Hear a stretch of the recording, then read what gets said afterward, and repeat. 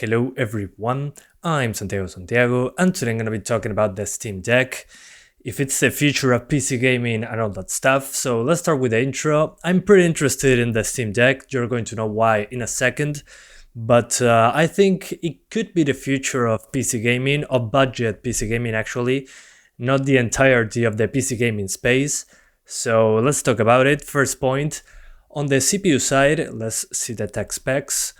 On the CPU side, we got a Zen 2 4-core 8-thread CPU. And this is very interesting because 4 cores and 8 threads on a portable machine is close to a Ryzen 3 3100, it's Zen 2. So yeah, I expect it to be pretty close to that CPU, especially when plugged in. Then on the GPU side, we have 8 compute units of RDNA 2. The only thing we have as a reference in performance would be a Vega 8, which is 2 generations old in comparison to RDNA 2. So those have 8 compute units as well, on the 2200G, 3200G. Then if you go for the Ryzen 5s in that generation, those have 11 big compute units. So in this case will be 8 compute units, but on the newer generation, which is RDNA 2. And the system RAM is 16 gigabytes, very fast memory, which helps a lot on the APU side because the VRAM is taken from the system RAM. Considering our only 8 compute units and it's a portable machine, I think it is very good that we have a 1280 by 800 resolution screen, but I'm going to talk more about that in a second. So let's talk about storage, 64 gigabytes of eMMC storage. Yeah, this is not going to be a lot. Games are huge today, so you can put an SD card, and Valve said it was going to be optimized for that. I'm not sure if you install Windows it will be that good on an SD card, but I think it's good to keep your games in there. You can just lock the screen, load the game once, and you should be good to go. Usually games don't have a lot of input-output from the hard drive in general, most games. Although there are some that do, like Crackdown 3 I think it was, or games that have a huge open world being streamed in real time, but those are in the minority, so I think an SD card, as long as it has a decent speed, it should be way cheaper than putting an SSD. And also Valve said that, as you can see here, all models use socketed 2230 M.2 modules, which, yeah, you can buy one of these M.2 drives and put it in yourself, which would be very expensive in comparison to an SD card. What I'm trying to say is that the games you're going to play from an SD card shouldn't have much of an issue other than having long load times. Now on the connectivity side of things, we got a USB-C, so we can put a USB-C dongle, Bluetooth, Wi-Fi, and it can output to 4K 120 and 8K 60 Hz. Why am I mentioning this with such an emphasis? Well, it's because you can put it with a very basic USB-C dongle as long as it's powered, connect it to a monitor through an HDMI cable, plug in a mouse and keyboard with a USB connection, and you basically have a computer, a desktop computer, that has very good power on the GPU and CPU side. You can probably edit videos with that CPU just fine. I mean, I've been doing that with a 2200G for a couple years and it was okay. I mean, it wasn't amazing, but it was doable, and the 2200G is only 4 cores and 4 threads. This is a quad core with hyperthreading. I don't remember the name of AMD's hyperthreading, but 4 cores, 8 threads should be fine. So you can use it as a computer. From the 16 gigabytes of RAM, well, a few of those gigabytes will be taken by the GPU when it's being used, but you can still use it just fine. Considering it's a 1280 by 800 screen, most games should be okay at that resolution. I've been trying many GPUs across the years, and this seems to fall into place very close to a GTX 1050 Ti, something like that, but with newer technology. So it should be better on Vulkan, on DX12 than the 1050 and 1050 Ti. That's my expectation, considering it has a very fast memory and it's a newer architecture, is the RDNA 2. Again, I would compare it against the Vega 8 if that's possible. That's already present on the 2200G, which is already pretty good at 720p on newer games. And by pretty good, I mean acceptable. But you can take this on the go. It's not a full-blown desktop computer that you have to carry and plug in a monitor. You have everything built in. That's what I'm trying to say. Performance should be pretty good. But you might be asking yourself, well, but the battery is not going to last long. Well, yeah, no. When you're playing a very high-end game that uses the CPU at its maximum potential, the GPU at its maximum potential as well, you're probably not going to be having a lot of hours there. It says 2 to 8 hours. I think it said, yeah, 2 to 8 hours of gameplay. Yeah, probably closer to 1 if you're doing something that fully utilizes the system, which I wasn't expecting to have 8 hours. It would be a huge battery, but you can lock your frame rates to, I don't know, 30 frames per second in one of the demanding games and have a good battery life, I would say. Maybe you're playing, I don't know, as an example, a light game like CSGO, you lock it to 60. Instead of having 100 FPS, you have 60. Well, the CPU usage will decrease significantly and the GPU usage as well. That means less power usage. So when you're taking it on the go, you can just lock your frame rate to something lower and you'll save a lot of power. Battery life will be significantly better. And if you can take it a step further and know how to lower voltages, you can maybe undervolt the thing and make it work even longer. And then when you're using it plugged in, you can just connect it to a monitor and play those light games on a screen at 1080p or maybe a higher resolution, up to you. But yeah, it's mostly optimized to play on the go, I would say. The difference between this and the Switch Lite in that regard is that the Switch Lite, yeah, it's a normal Nintendo Switch as a comparison, but it doesn't have the docked mode. And the difference between that and the docked mode is that on portable mode, it has certain frequency on the CPU and GPU. But when you dock the thing, the normal Switch, this one doesn't have a dock, it overclocks the CPU and GPU to a higher frequency. That's why games run at a higher resolution. Well, in this case, this doesn't seem to work the same. It seems to be consistently the same thing, so it doesn't downclock the system when it's not plugged in, which I think is a huge plus for people playing on portable mode, since you have the entire power in that tiny thing. But again, the things that bother me are the game sizes. Those are huge. I mean, games over 60 gigabytes, there are many on Steam. Then you only have 64 gigs of storage on the cheapest version, but it won't be as fast as using the internal storage or an M.2 SSD, but you can upgrade that later on. And if you don't mind using dongles, you can plug in a USB 3.0 hard drive and you're good to go. Then another thing to talk about is the weight. It's 669 grams, which is on the heavier side. This is much lighter, the Switch Lite, which makes sense. I mean, it's made with that in mind. And it also has SteamOS 3.0, which this is not Windows, but you can install Windows if you want to. I mean, if you did it before, it won't be an issue to install Windows on it. But it's not a problem in this case because they made Proton, which allows you to launch Windows games on Linux. And it runs 80% of the time, I would say, runs the same as Windows or a little bit slower, which shouldn't be a problem. I mean, they're handling the entire hardware suite. So, I mean, it should be optimized for that. Then there's also an official dock, which I personally don't care. I mean, you can get a USB-C dongle and you should be good to go. You have a controller layout like an Xbox controller, I would say, pretty similar.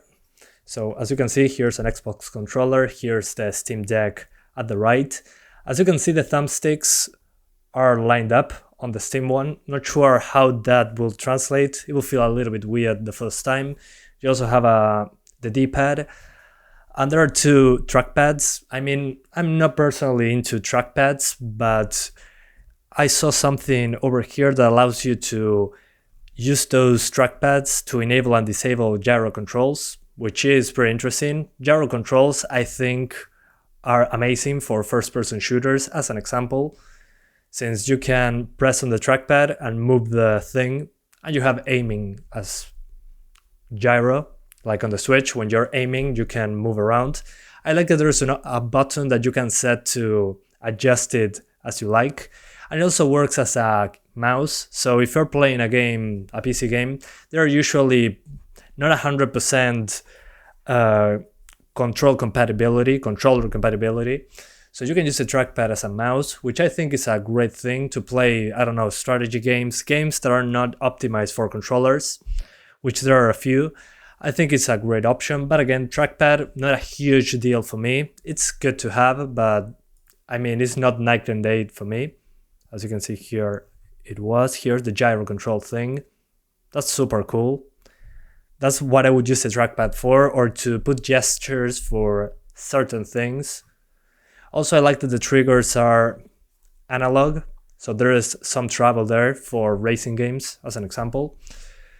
Then the thumbsticks. This is what I loved about the announcements. The thumbsticks are very tall, like the ones on the Xbox controller and the PS4 controller. That's the big issue I had with the Switch.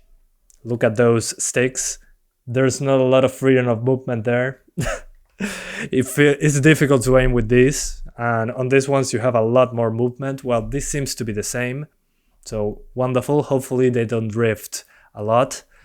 Then comfort. This is something super important for me. I mean, look at the Switch. It's not like a controller that you can just grab the side like a normal person. You have to basically grab it like this. So there's like, you feel like your hands are hollow. So there's not a lot of grip. It feels solid, don't get me wrong. But having grip is super important, especially if this is over half a kilogram. I mean, I think it makes sense that they made it more ergonomic. And there are extra buttons as well. You have the Steam button, the quick access button, and at the back you have 4 more buttons, like if I had buttons over here, that you can map to basically whatever you want, which I also think is a good option, considering we are playing on PC and we have a lot of keys. This is a great thing, in my opinion. So well, why do I think this would be the future for budget PC gaming? Well, you have basically everything included. You don't need to buy a controller, you don't need to buy a screen, you don't need to buy most things, you don't need a Bluetooth dongle, you only need the USB-C type of thing to connect stuff through USB, like a mouse and keyboard if you want to use them. But you already have the trackpads in games that require a mouse. I'm not saying play whatever game on this and it will be the same as a PC, but it's optional. So by buying this, you just need a Steam account, buy a game and play it. On the Switch, I cannot play the games I already own on Steam. I cannot play emulators. I cannot play basically what I have on my PC already. If you don't have a PC, well, yeah, I think it's a good entry point.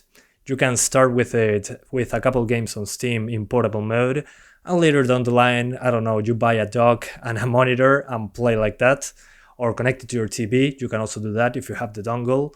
So yeah, you already have the display, you already have the controller, you already have basically everything you need to get started. You don't need to install Windows if you don't want to. You can just boot into SteamOS, launch Steam, play the games. Also, if you're building a computer, maybe you don't want to use the Ethernet cable, you want to use Wi-Fi. Well, most computers that I have do not have included Wi-Fi in the motherboard. There's an option sometimes, but in general, you buy a dongle for that.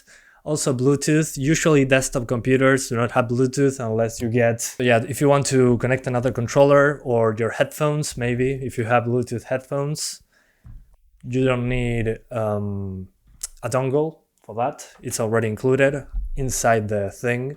Then it would be pretty simple to expand your storage with a SD card. They're not super expensive. Below $50 you can get a lot of extra space if you need that. So you can play a ton of games from the beginning of PC gaming to now. If you don't even know how to install Windows, you can just use SteamOS. It will be compatible with a huge percentage of the Steam library. You also don't need to learn what specs to buy. You don't need to know how to build a computer. You don't need to ask someone to build it for you. There's less problems that can happen instead of building a PC yourself. You don't need to basically do anything. You just turn it on, charge it, put your Steam account there, and it works. PC gaming for everyone. You can also access the mods, basically whatever you want. It's a computer, but I like it because it's more easy access for the users. So you don't need to, again, you don't need to know what dual channel RAM is. You don't need to know what a graphics card is. You just buy the thing and install the games, put an SD card. You don't need to buy games at a full price on the Switch, because on PC they are already very cheap. And then in the future, if you want to use a mouse and keyboard and a monitor, you can do so using the dongle. The big drawback from this is that you cannot upgrade your CPU, you cannot upgrade your GPU, you're stuck with this hardware. But probably in the future they're going to release another one, who knows. But yeah, that's the big drawback from this. You're stuck with this hardware, basically. Although I think it's pretty good considering the price. That's what I'm trying to say. For $399, if you can buy it at that price, is a great price. I mean, you cannot build a PC with those specs very easily nowadays. But also, we do not have a lot of stock at the moment. There's a big problem with stock on the tech side of things, which is why I think nowadays it will be the future of budget PC gaming. If Nvidia doesn't release anything to replace the 1650 Super, AMD doesn't release another 199 GPU, which seems impossible nowadays, I think this will be one of the few options to have a good experience for a cheap price. I mean, I'm unable to nowadays build something that has a 1050 Ti, as an example, on a full computer with 16 GB of RAM, 4 cores and 6 threads. I mean, not possible for $399. That includes basically everything that you need. Again, screen, speakers, controller, Bluetooth, Wi-Fi, it has everything.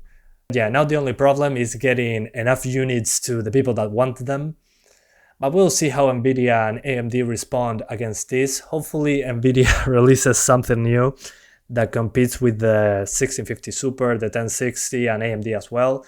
But they are making so much money with higher end stuff, and they are seeing that people are still buying the GPUs anyways at a high price, that I think that for a while we're not going to get I don't know, an RTX 3050 and RX 6500 XT that is $199 or below. I think those days, considering the stock at the moment, are gone. This is just speculation from my part. So those are my speculations on the Steam Deck. A lot of you guys wanted to know the budget PC gamer's perspective about it, and I think it's a bright future ahead of it. It's probably going to sell a lot of units. Hopefully I can get one eventually, hopefully, if there's enough stock of it. Yeah, I hope you guys enjoyed this video. Let me know what you think in the comments. Maybe I'm being too optimistic, I don't know. That's how I am with these things. Personally, I think it would be great for me, exactly, because I have a Switch, because I don't want to play all the time sitting on a desk. I like taking it with me. So yeah, this is perfect. I have a lot of games on Steam, so I don't have to rebuy them on the Switch. So yeah, see ya next time. Bye guys, thanks for watching.